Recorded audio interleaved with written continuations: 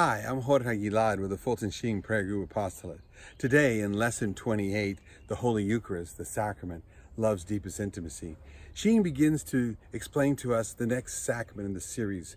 He helps us understand that in the natural, just like our body needs food, so too in the supernatural, our spiritual body needs food. But what will be this food? Sheen gives us the gospel story. And all four gospel writers, they write about a particular incident in Jesus' life, the feeding of the 5,000, the multiplication of the loaves.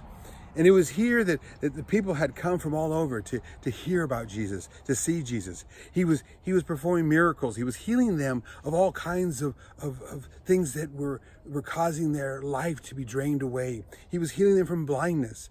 And it was now the end of the day. And they were hungry.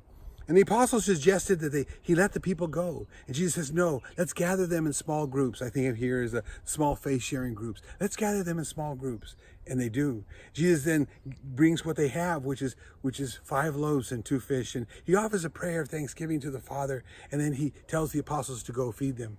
And they do. And at the end of that scene, they gather the leftover. And there's 12 baskets. And the next day, or that evening, Jesus goes across the sea, gets in a boat, goes across the sea, and the next day the people wake up looking for food. And Jesus isn't aware. He's nowhere to be found. They finally find him on the opposite seashore, and Jesus asks them, "What have you come looking for?" And they said, for bread. And Jesus says, "I am the bread of life.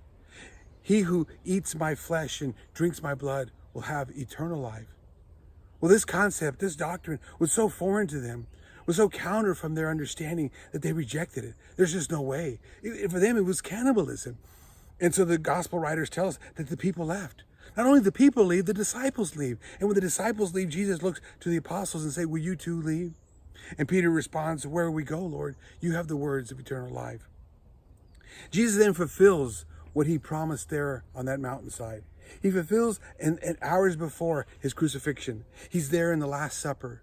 And when he takes the bread and he takes the wine and he lifts it up to the Father and he transforms it into his body and to his blood. He institutes the Eucharist.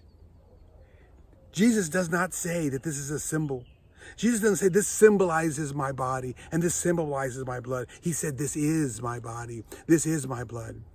And at the Mass, when we see the priest saying those exact same words that Jesus used there at the Last Supper, Jesus is coming to us in the Eucharist. He is saying, "Eat my flesh and drink my blood and have life in you." God love you.